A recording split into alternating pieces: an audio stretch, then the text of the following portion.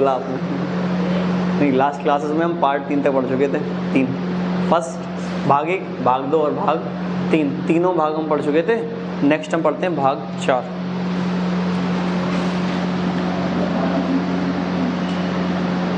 भाग 4 जो किससे रिलेटेड है? डीपी। इसका फुल फॉर्म क्या होता है? डायरेक्टिव प्रिंसिपल ऑफ स्टेट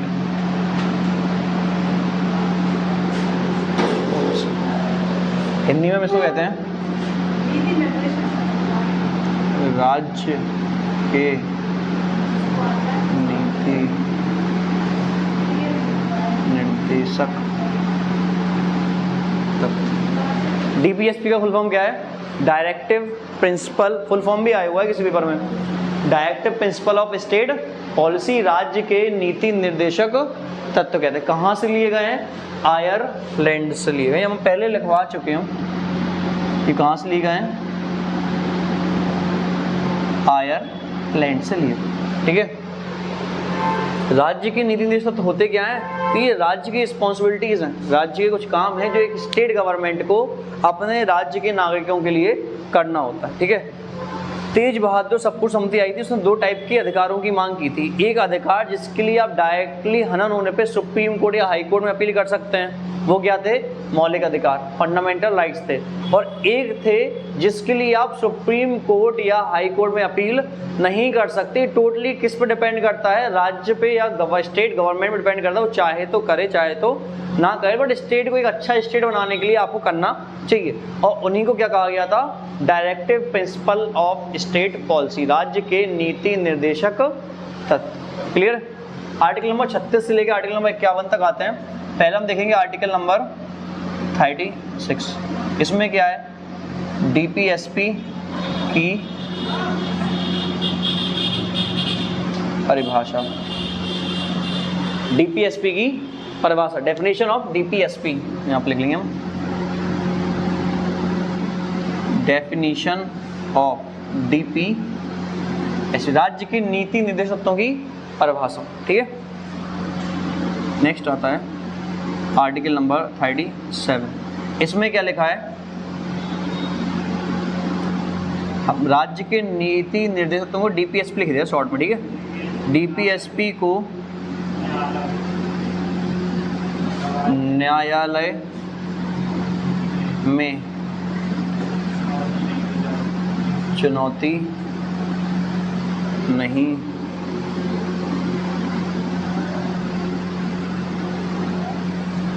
राज्य के नीति निर्देशक तत्वों को न्यायालय में चुनौती, मतलब इसमें से कोई भी चीज़ है जो नहीं हो रही है तो भी आप कहाँ नहीं जा सकते? सुप्रीम कोर्ट नहीं जा सकते। क्लियर?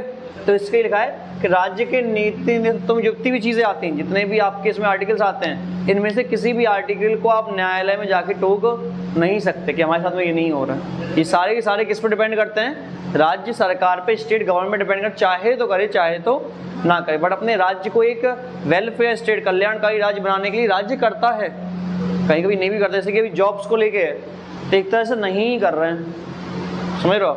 वैकेंसी नहीं आई, 4 साल हो गई, 5 साल हो गई। एमपी में 11 साल हो गई, अभी आई उस पर भी 7000 वैकेंसी दे रहे हैं। क्या ही हुआ? और उसमें भी लोग पकड़े जा रहे हैं।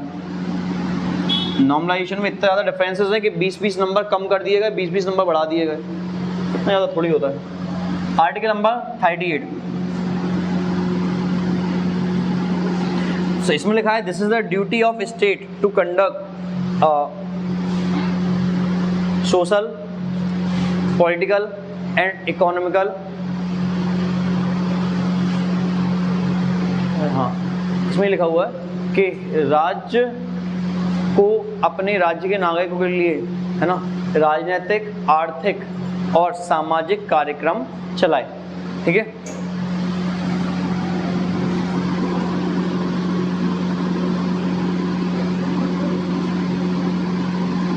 राज्य चाहे तो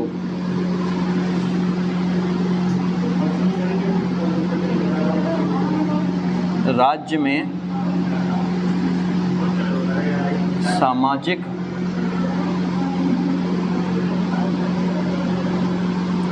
आर्थिक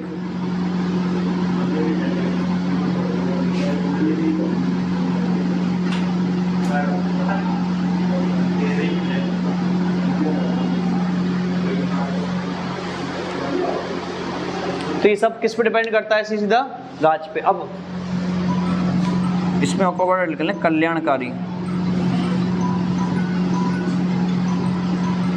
कार्यक्रम चला। कल्याणकारी काम कैसे? पेंशन योजना। एक second give me a minute. चलो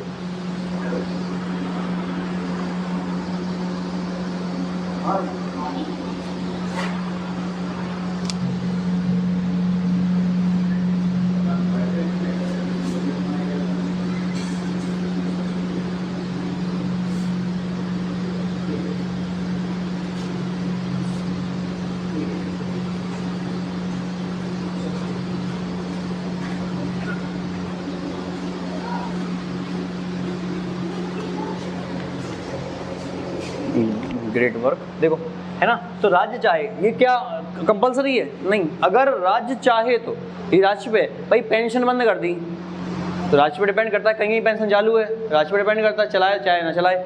कल्याणकारी कार्यक्रम कैसे हैं? पेंशन योजना चला रही है, कोई सिलेंडर फ्री में दे रहा है, केजरीवाल लाइट फ्री में दे रहे हैं, तो ये कल्याणकारी कार्यक्रम ही थे लोगों के लिए। इसी को कहा गया है कि राज्य चाहे तो क्या यूपी में लाइट फ्री है? नहीं है। दिल्ली में थी अभी तक? हाँ थी। तो ये तो स्टेट पे डिपेंड करना कि स्टेट चाहे तो दे, चाहे तो ना दे, इसमें कोई ऑब्जेक्शन नहीं करेगा। वही लिखा हुआ है कल्याणकारी कार्यक्रम चला सकता है चाहे तो।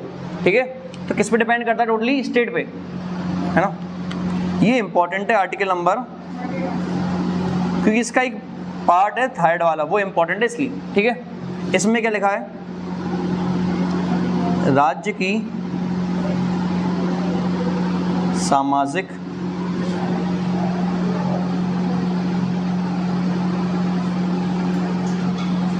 है ना, सोशल रिस्पॉन्सिबिलिटीज जो हैं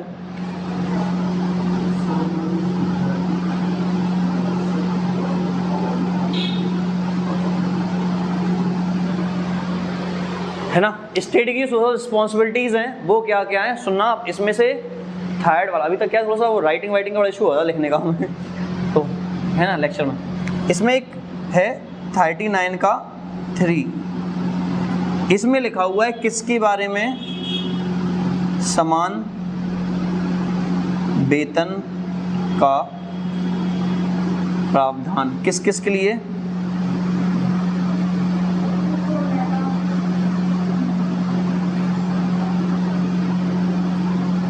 तो पुरुषों और महिलाओं के लिए, मेल एंड फीमेल्स के लिए इक्वल वेजेस का या समान वेतन का प्रावधान कहाँ किया गया? Article number 39। इसके अलावा और भी बहुत सारी सामाजिक जिम्मेदारियां क्या हैं? सिटी बस चलती है, स्टेट में बसें चलती हैं, वो भी क्या है? सामाजिक जिम्मेदारी है। पार्क वगैरह बनवाए जाते हैं बैठने के लिए, स्वच्छता का ध्यान रखना, ये सब क्या है? सामाजिक जिम्मेदारियां राज्य जो अपने राज्य के नागरिकों के लिए राज्य को करनी चाहिए। ठीक है, कर रहा है नहीं कर रहा है बात की बात है, करना चाहिए। नेक्स्ट देखेंगे आर्टिकल नंबर 40, इंपॉर्टेंट है, क्वेश्चंस आते हैं इसमें। बता दें 3-4 हैं जो ज़्यादा इंपॉर्टेंट है, बाकी के नॉर्मल। ठीक है, article number 39, article number 40, article 45, 48 का ए और 50, ये 5-6 आर्टिकल हैं जो इंपॉर्टेंट ज़्यादा। आर्टिकल नंबर 40 में क्या है? पंचायती राज, ऐसे लिखो, बात एक ही है।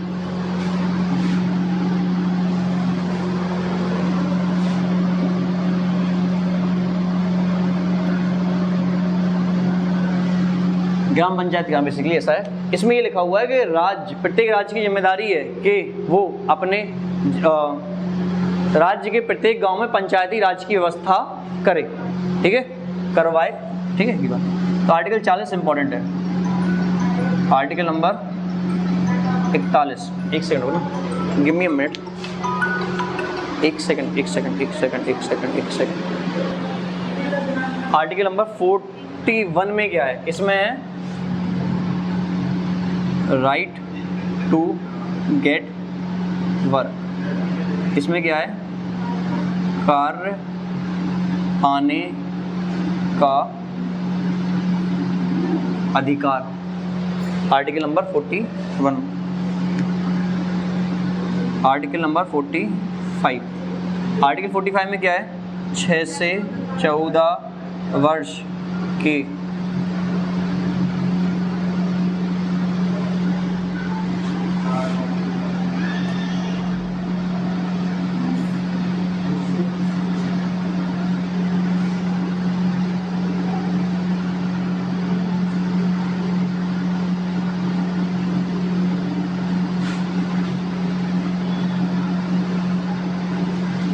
छह से 14 वर्ष के बालकों को निःशुल्क एवं शिक्षा का प्रावधान। और समझा रहे इसके बारे में ना, आर्टिकल नंबर 48 का या 48 का ए, इसमें क्या है, पर्यावरण की कंजर्वेशन टू एनवायरनमेंट, ठीक है।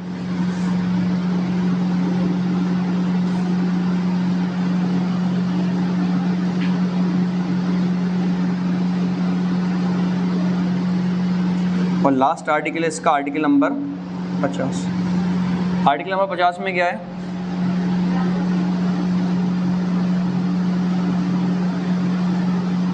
कार्यपालिका एवं न्यायपालिका का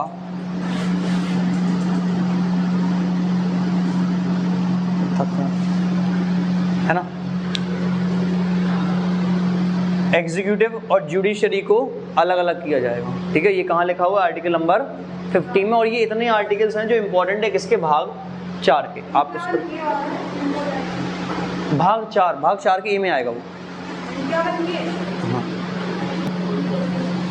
सुने सब लोग, डीपीएसपी का फुल फॉर्म क्या है, directive principle of state policy. कहाँ से लिए गए डीपीएसपी, आयरलैंड से। और क्या है डीपीएसपी में, वो काम जो राज्य को अपने राज्य के नागरिकों के लिए करना चाहिए या करना होता है। क्यों करना है भाई, ताकि राज्य की तारीफ हो, कल्याणकारी वेलफेयर स्टेट बन पाए, इसलिए करना होता है। आर्टिकल नंबर 36 में क्या है, डीपीएसपी की परिभाषा। आर्टिकल 37 में क्या है कि डीपीएसपी को आप सुप्रीम कोर्ट या हाई कोर्ट में या किसी भी कोर्ट में अपील नहीं कर सकते, जाके कोई काम नहीं हो रहा है तो भी न्यायालय में चुनौती नहीं दी जा सकती। नेक्स्ट 38 में क्या लिखा हुआ है कि राज्य चाहे तो अपने राज्य के नागरिकों के लिए कल्याणकारी सामाजिक आर्थिक है ना, राजनीतिक कल्याणकारी कार्य, जैसे कि पेंशन योजना है, लाइट की है, या फिर कुछ और है, योजनाएं बहुत सारी चलती रहती हैं, वो सारी चीज़ें चला सकती है चाहे तो, ठीक है। 39 में क्या है, सामाजिक जिम्मेदारी है, जैसे कि बस प्रोवाइड करवाना, स्वच्छता का ध्यान रखना, पार्क वगैरह बनवाना, मेडिकल इलाज के लिए वो सब करवाना। और उसी में क्या है, समान वेतन का प्रावधान, पुरुष और लाइक 1 घंटे की महिला ने भी काम किया, 1 घंटे के पुरुष ने, दोनों को समान वेतन मिलेगी। नहीं कि लड़का है तो ज़्यादा मिलेगी, लड़की है तो कम मिलेगा, ऐसा नहीं, समान वेतन का प्रावधान। पंचायती राज किस आर्टिकल में है, 40 में। कार्य पाने का अधिकार, अब सुनना, राइट टू गेट वर्क, कार्य पाने, एम्प्लॉयमेंट को कहाँ रखा गया है, राज्य के नीति निर्देशक, मतलब राज्य चाहे तो नौकरी दे और चाहे तो ना दे। अगर ये मौलिक कर्तव्य, मौलिक अधिकार होता तुम्हारा, तो सबको नौकरी बिना पढ़े मिलती, फिर तो अधिकार है, चाहे पढ़ो चाहे ना पढ़ो नौकरी तो मिलेगी। लेकिन इसको कहाँ रखा गया है, डीपीएसपी में, कि राज्य चाहे तो करवाए चाहे तो ना करवाए, इसलिए तुम ऑब्जेक्शन नहीं करते। वो तो सरकार बननी होती है इसलिए तुम लोग कर देते हो तब बात। हालांकि एमपी में अच्छा आंदोलन चल रहा है, इतने लोग हैं ना सड़क पे, 25-30 हज़ार लोग अभी हैं स्टूडेंट्स रोड पे। बट सरकार का स्टेटमेंट आया ट्वीट करके कि 23 तारीख से भर्ती प्रक्रिया शुरू है, 23 तारीख से रजिस्ट्रेशन में लगेंगे, मेरिट लिस्ट आ जाएगी, किस किस का हुआ है किस किस का नहीं हुआ है। 7,000 भर्ती नहीं है, कुछ खास होनी, उसमें भी 3500 महिलाओं के लिए तो बची 3500। उस 3500 में भी जो 27% रिजर्वेशन ओबीसी का है तो बची 1200। अब वो 1200 है जो ओपन है, वो SC ST जनरल ओबीसी और सबके लिए है, ठीक है। अब देख लो भाई, ऊपर से नॉर्मलाइजेशन में 20-20 नंबर कम कर दिए, 15-15, हमारे 8 नंबर कम किए हैं। बट 8 नंबर में रैंक कितनी हुई है वो तो मैटर करता है, 8 नंबर से कितनी रैंक गिर जाएगी, 3-4 हज़ार तो गिरी जाएगी आराम से, तो वो दिक्कत हो थोड़ी सी। MP टेट का, MP में टीचिंग वाला, वो एक तो 11 साल बाद वैकेंसी आई है, और उस 11 साल बाद वैकेंसी में भी 7,000 भर्तियाँ दे रहे हैं, 11 साल में 7,000। रिटायरमेंट हर साल होते हैं, है ना, और उस पर भी फिर पेपर आउट होते हैं, उस पर भी नॉर्मलाइजेशन में 20-20 नंबर कम या ज़्यादा होते हैं। जिसके 90 थे उसके 108 हो गए, और जिसको 120 थे उसके 95 आ गए या 100 हो गए। भाई स्टूडेंट क्या करे इसमें, खैर छोड़ो। बढ़े हमारे कितने हुए? अच्छा हमारे तो कम हुए हैं 8 नंबर, हमारे तो जितने बढ़ते नहीं इतने तो उतने ही बने जाते तो हो जाता हूँ, बट 8 नंबर कम मैटर करते हैं काफ़ी।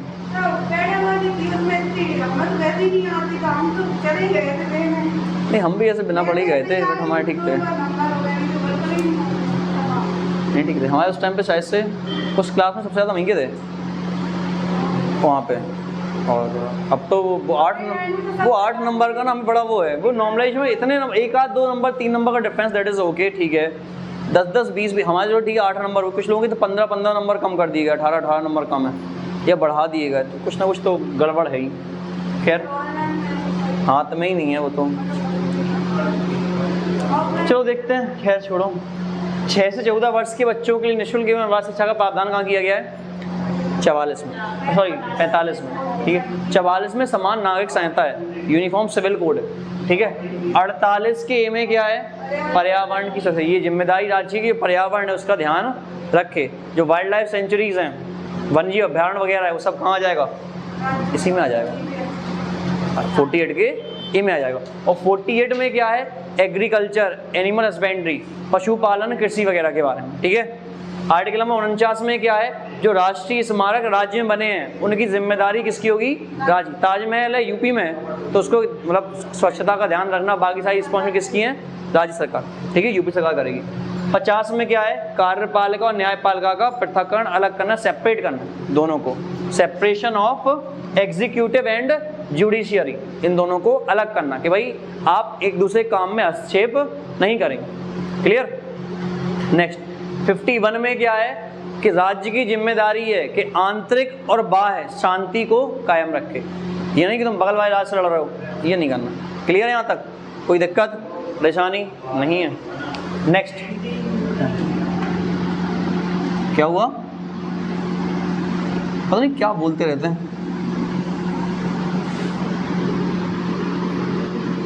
अगला लिखो।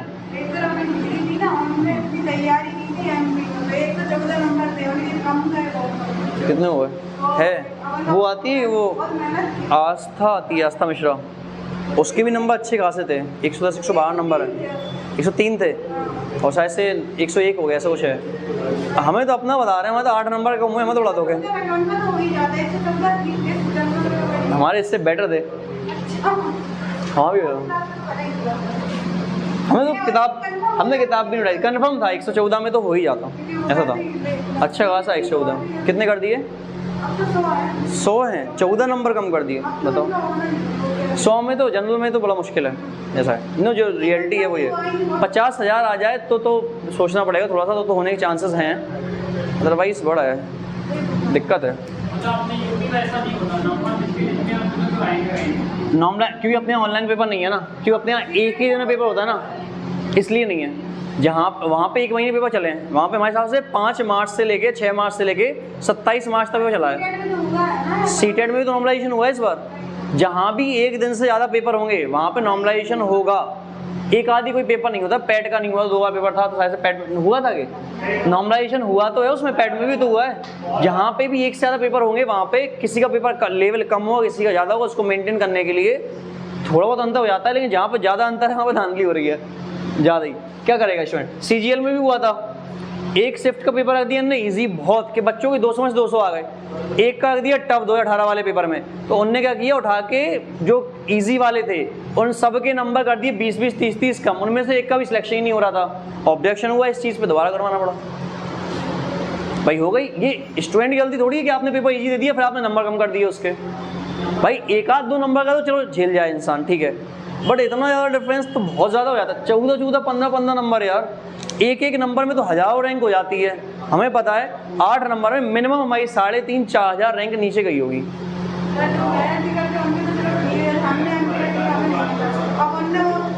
तैयारी करी लोगों ने, बहुत सालों से कर रहे। 2011 में आई थी लास्ट वैकेंसी, 11 से 22 चल रही। और कुछ लोग अब ओवरेज हो जाएंगे, मतलब कुछ लोग हो जाएंगे तो वो भी निकल गई। अब क्या करे स्टूडेंट, बड़ी दिक्कत है। भाग 4 का ए, इसमें क्या है, मौलिक कर्तव्य।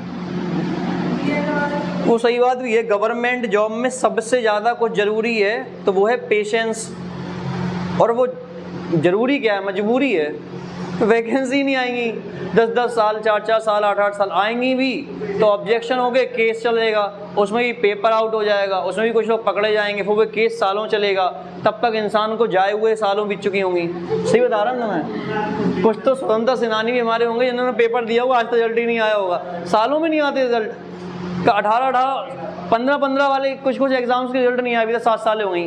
भाई आप जब पेपर बना रहे होगे तब आपको आंसर की आ चुकी होगी, फिर रिजल्ट निकालने में क्या दिक्कत है तुम्हें? सब फालतू ही काम होते हैं। भाग 4 की में क्या है, मौलिक कर्तव्य, इसको इंग्लिश में कहते हैं फंडामेंटल ड्यूटीज। मौलिक अधिकार होते हैं फंडामेंटल राइट्स, अधिकार इज राइट्स और कर्तव्य इज ड्यूटी। क्या है आपकी, ये आपका कर्तव्य है ना, तो ड्यूटी होगी। इसमें मात्र एक आर्टिकल आता है और वो आर्टिकल कौन सा है, 51 का। ठीक है, सुनना पहले। भाग 4 का ए संविधान में कब जोड़ा गया, तो ये जोड़ा गया 42वें संविधान संशोधन 1976 में। क्या जोड़ा गया, भाग 4 ए कब जोड़ा गया, मूल संविधान में कितने मौलिक कर्तव्य थे, 10, और वर्तमान में कितने हैं, 11। अब जोड़े कितने गए, 1 जोड़ा गया। अब जो 11वां मौलिक कर्तव्य है, ये वाला, ये कब जोड़ा गया है, तो ये जोड़ा गया है 86वें संविधान संशोधन 2000। याद रखना ये अंतर क्या है इसमें, 42वें में क्या जोड़ा गया, भाग 4 का ए, और 11वां मौलिक कर्तव्य कब जोड़ा गया, 86वें संविधान संशोधन 2002। बाकी के नहीं पढ़ने हैं, 10 कोई मतलब नहीं है। इसमें है मौलिक अधिकार नहीं है, कर्तव्य है, ये बता रहे 1 सेकंड को, मौलिक कर्तव्य। इसमें जो 11वां है वो क्या है, 6 से 14 वर्ष के बालकों को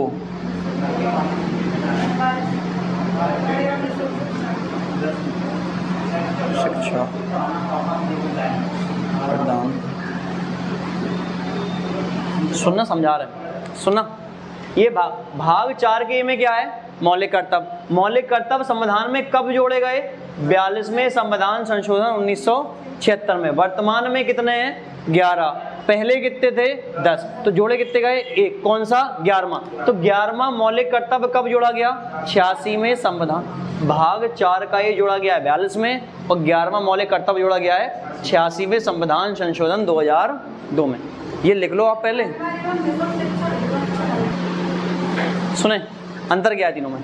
भाग 4 के में क्या है, मौलिक कर्तव्य में कितने मौलिक कर्तव्य थे, मूल संविधान में जब बना था तब 10, अब कितने हैं, बना था इन द सेंस जब जोड़ा गया था 42 संविधान 1976 में जब जोड़ा गया ये, तब कितने थे, 10, अब कितने हैं, 11। 11वां कब जोड़ा गया, 86वें संविधान संशोधन 2002। 11वां है क्या, 6 से 14 वर्ष के बालकों के लिए अनिवार्य शिक्षा का प्रावधान है। अब सुनना, हमने ये जो 6 से 14 वर्ष के बालकों के लिए अनिवार्य शिक्षा का प्रावधान लिखवाया है, 3 जगह लिखवाया है। पहला फंडामेंटल राइट्स, मौलिक अधिकारों में 21 का 21 का ए आर्टिकल।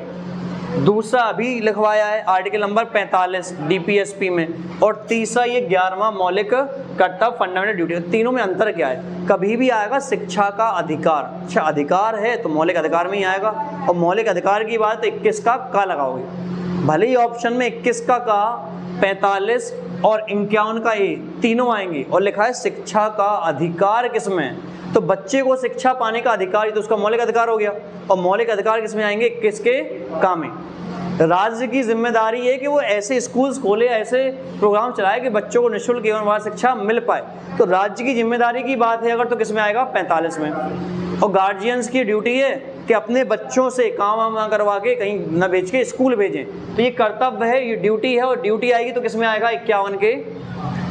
क्लियर, तीनों में अंतर। 21 के काम में भी सेम चीज़ लिखी हुई है, 45 में भी सेम चीज़ लिखी हुई है, 51 के काम में भी सेम चीज़ लिखी हुई है, लेकिन अधिकार आएगा तो 21 का है, कर्तव्य आएगा तो, और जिम्मेदारी राज्य की 45। क्लियर, तीनों में लिख लो। यहाँ तक क्लियर सबको। क्लियर है, गुड। अगर देखो भाग 5 का ही सबसे बड़ा भाग अगर कोई है तो वो कौन सा है, बात नहीं करें भाग, इसमें किसके बारे में पढ़ना है हमें। देखो अगर आपने भाग 5 समझ लिया अच्छे से तो आपको भाग 6 समझने में 1% की दिक्कत नहीं आएगी। जो सेंटर में चलता है वही सेम कहाँ होता है, स्टेट में। कैसे होता है हम इसका हालांकि लास्ट में टेबल बनवा के समझाते हैं बाकायदा, ठीक है। सुना, सेंट्रल में संसद है, स्टेट में विधान मंडल होता है, मंडल। लोकसभा है संसद में, राज्य में विधानसभा है, राज्यसभा है, विधान परिषद है, राष्ट्रपति है, गवर्नर है, सुप्रीम कोर्ट है, हाई कोर्ट है, अटॉर्नी जनरल ऑफ इंडिया है, एडवोकेट जनरल ऑफ इंडिया है ना। वहाँ के मुख्य न्यायाधीश होते हैं सुप्रीम कोर्ट के, यहाँ पे हाई कोर्ट के। वहाँ पे सेंट्रल में मैक्सिमम लोगों की नियुक्ति कौन करता है, राष्ट्रपति। मैक्सिमम है, ये रफली बता रहे हैं अभी, ऐसा नहीं के। और स्टेट में मैक्सिमम लोगों की गवर्नर, मैक्सिमम की बता रहे हैं, वैसे नॉर्मली ऐसा होता है, ठीक है, ऐसा है। और सेम कार्यकाल चलता है, लोकसभा का 5 तो विधानसभा का 5, राज्यसभा का 6 तो विधान परिषद का 6, ठीक है। राष्ट्रपति का चुनाव होता है, गवर्नर की नियुक्ति होती है। वहाँ पे राष्ट्रपति जो है वो संघीय कार्यपालिका का हेड होता है, यहाँ पे राज्यपाल हेड होता है, समझ रहे हो। सेम है, अगर आपने एक पढ़ लिया दूसरा बिल्कुल में कोई अंतर नहीं है, थोड़ा और डिफरेंसेस होंगे 2-4% के, तुम बता दो। संघ समझना इंपॉर्टेंट है। इसको हम क्या कहते हैं, कहाँ सबसे बड़ा आर्टिकल है, आर्टिकल नंबर 52 से लेके कहाँ तक आता है, सबसे ज़्यादा आर्टिकल इसी में है, लगभग 99 आर्टिकल 100, ठीक है। देखते हैं आर्टिकल नंबर 52, इसमें क्या है, राष्ट्रपति का क्वेश्चन आएगा। राष्ट्रपति किस आर्टिकल में, राष्ट्रपति का पद कहाँ से लिया गया है, यूएसए से। राष्ट्रपति का निर्वाचन कहाँ से लिया गया है, यूएसए से। राष्ट्रपति की निर्वाचन प्रक्रिया आयरलैंड से, प्रक्रिया आयरलैंड से। पद और राष्ट्रपति का चुनाव होगा, ये दोनों यूएसए से लिए गए, और चुनाव कैसे होगा ये आयरलैंड से लिया गया, ठीक है। राष्ट्रपति का पद किसमें, आर्टिकल नंबर 52 में है। और इसी में लिखा है कि भारत का या संघ का प्रथम नागरिक कौन होगा। तो क्वेश्चन ये भी आ सकता है राष्ट्रपति का पद किस आर्टिकल में है, और क्वेश्चन ये भी है संघ का प्रथम नागरिक कौन होगा, राष्ट्रपति होगा, first person of the union.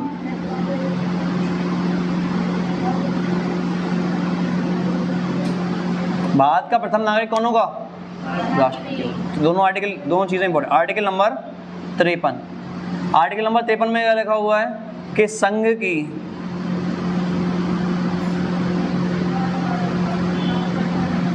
कार्यपालिका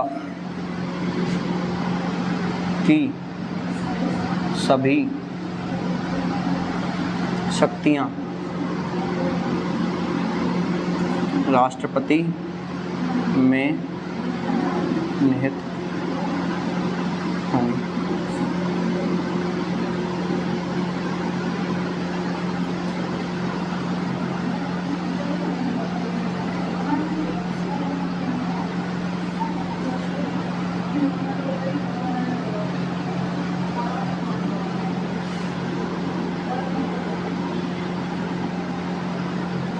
यहाँ पे ऑफ यूनियन भी लगा देना है, लास्ट संघ की। तो फिर संघ की कार्यपालिका जो होगी, एग्जीक्यूटिव जो होगी, उसकी सभी शक्तियां किसमें होंगी। और एक पॉइंट और लिखा हुआ है इसमें क्या, कि तीनों सेनाओं का सर्व सेनापति भी कौन होगा, तीनों सेनाओं का सर्व सेना, ये भी कौन है, मतलब युद्ध को स्टार्ट करने की परमिशन और युद्ध को खत्म करने की, समाप्त करने की परमिशन दोनों कौन देगा, राष्ट्रपति। क्या तुम्हारे कहने पे युद्ध स्टार्ट हो सकता है, नहीं, तुम्हारे तो लड़ाई स्टार्ट हो सकती है मोहल्ले में, इसके अलावा कुछ नहीं हो पाएगा। वो भी अगर तुम्हारी इमेज है तो, और सामने इंसान बेवकूफ़ है तो समझदार हो, तुम्हारे कहने पे क्यों लड़ाएगा। ठीक है, नेक्स्ट देखते हैं आर्टिकल नंबर 54। इसमें क्या है, राष्ट्रपति का निर्वाचन, इलेक्शन ऑफ द प्रेसिडेंट। अब इस इलेक्शन को करवाने के लिए एक निर्वाचन मंडल का प्रावधान होता है। क्वेश्चन ये भी आता है राष्ट्रपति के लिए निर्वाचन मंडल का प्रावधान किस आर्टिकल में? 54 में। अभी निर्वाचन मंडल इसको electoral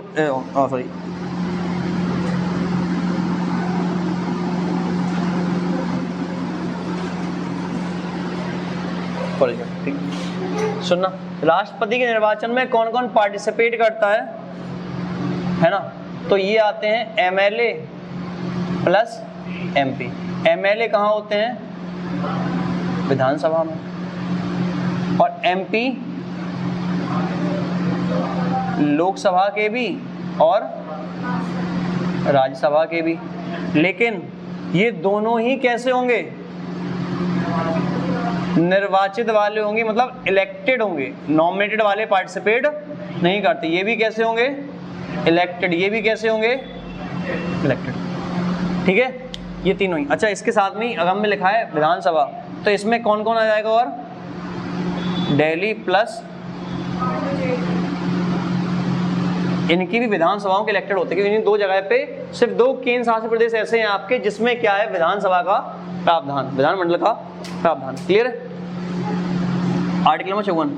next is article number 55। Article 55 में क्या है? Election process of the